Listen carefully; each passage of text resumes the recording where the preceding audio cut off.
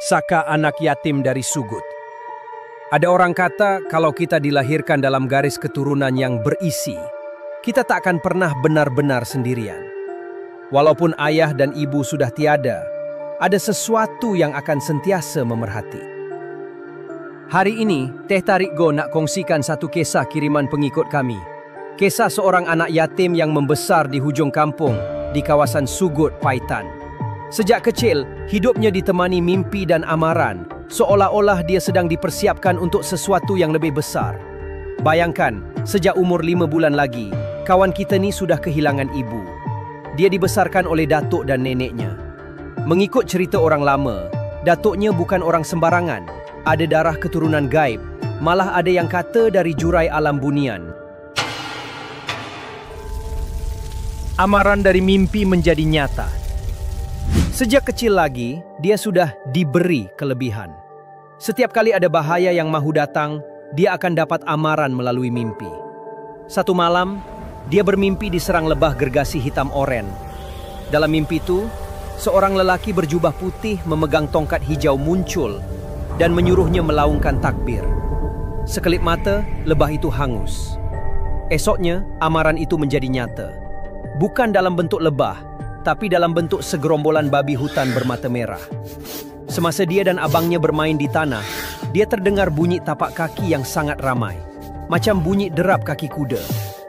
Tanpa berfikir panjang, dia suruh abangnya panjat pokok. Dia sendiri hampir disodok. Taring babi itu dah sejengkal saja dari kakinya sebelum abangnya sempat tarik dia ke atas. Peliknya, bila datuknya balik dari kebun, tempat babi itu sepatutnya lalu, datuknya kata, satu ekor babi pun dia tak nampak. Orang kampung lain pun tak nampak. Hanya mereka dua beradik yang ditarik masuk ke dimensi bahaya itu.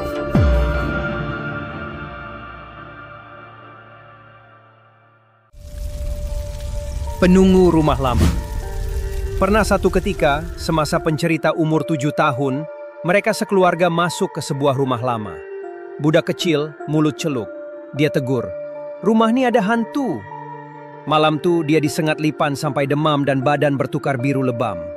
Bila dibawa jumpa orang tua-tua di hujung kampung, pesanan orang tua tu sangat menyeramkan. Penunggu rumah tu nak hapuskan budak ni, sebab dia tahu budak ni bakal jadi lawan dia di masa akan datang. Dia nak hapuskan sebelum budak ni sempat membesar.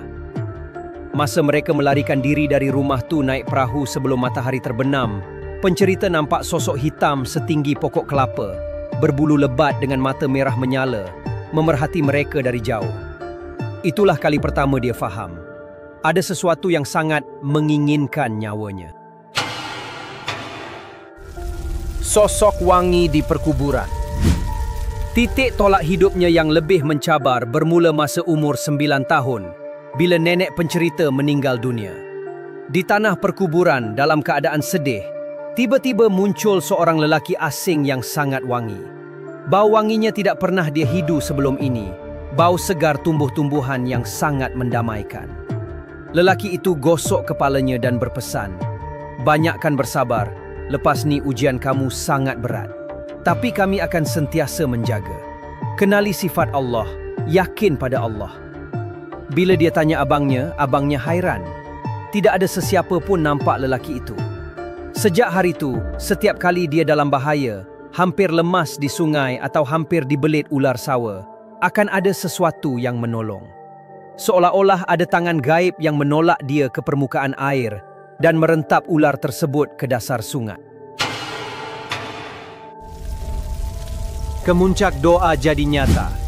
Ujian paling berat datang bila dia tinggal bersama saudara di bandar.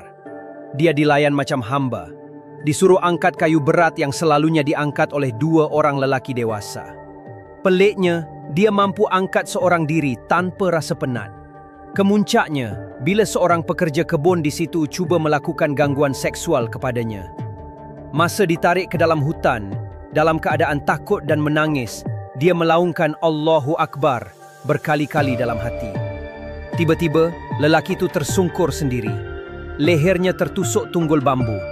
Tak cukup dengan itu, bila lelaki itu cuba mengintainya di bilik mandi, pencerita sudah hilang sabar. Dia keluar dan menjerit, "Mudah-mudahan kau mati tertindih kayu."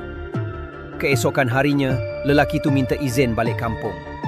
2 hari kemudian berita sampai, lelaki itu meninggal dunia di tempat kejadian akibat dihempap kayu balak yang ditebangnya sendiri.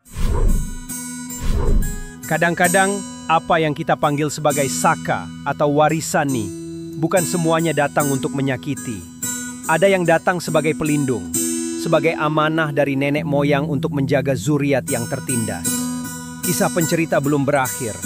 Masih banyak lagi kejadian yang dialami sepanjang dia membesar dengan penjaga yang tidak terlihat nih. Apa pendapat teman-teman? Adakah lelaki berjubah putih dan kekuatan luar biasa itu adalah satu anugerah atau satu bebanan warisan yang perlu dipikul seumur hidup? Tuliskan pendapat teman-teman di ruangan komen. Sehingga kita jumpa lagi dalam video Teh Tarik Go yang akan datang.